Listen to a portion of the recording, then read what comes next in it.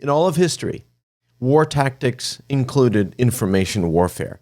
If you could get people to believe in certain lies as intended by its leadership, it was a way to change a culture in favor of its leadership's priorities. In fact, it has always been one of the most powerful long-term tools in their arsenal. In a modern-day example, if you consider deceived Russians that still believe that the special military operation is about freeing Ukrainians, then those Russian individuals will not pose a threat to the Kremlin, right? It might even help the Kremlin. So how does this relate to technology? Well, in computers, we have the BIOS, or a modern version of it called the UEFI, and the operating system has no visibility to what the UEFI code or instructions are. Those UEFI instructions simply initialize the hardware. Well, that's what they're supposed to do. So it's analogous to creating a person's worldview. It makes sense then that this is a high-value target for attackers to compromise. If they can compromise the UEFI, it is invisible to the operating system, therefore invisible to applications and invisible to endpoint security.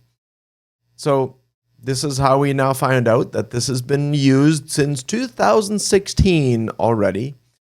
And we need to consider that if tools had this back in 2016, what they might have in 2022. In any case, the good news is that if and when UEFI makes a network connection, at that point, the threats can be contained and prevented from ever reaching out to begin with. Rootkit, I'm not sure who named that, but that's an interesting name, where the nature of SEO poisoning makes this a very real threat and tricking unsuspecting users into downloading malicious files. And without network-based zero-trust defenses, very little amount of user education or mechanisms are likely to defend against this. And a bunch of Apple network traffic was redirected, and we're not sure whether this was intentional or an accident, but it's a reminder of how vulnerable we still are in the world of BGP.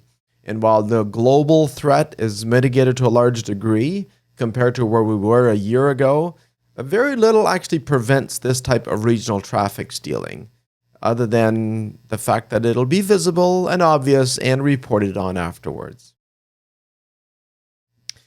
CISA wants to release a new version of the Zero Trust Maturity Model, and to quote directly from this well-reasoned article, the anxieties over ransomware threats are so high that 74% of IT decision makers believe ransomware should be considered a matter of national security.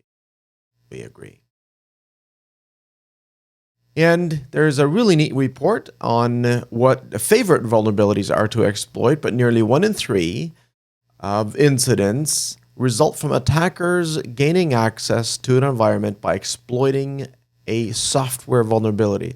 And if we analyze the number of 0 days, patches, year over year, it's clear that we haven't yet reached peak vulnerability. We have a lot of work to do. And did you know that DALL-E 2 is getting some buzz with people everywhere signing up on the waiting list? It shows just how far advanced AI is becoming in the area of image generation from a string of texts. Our imagination is our only limit. See you again next week. Bye for now.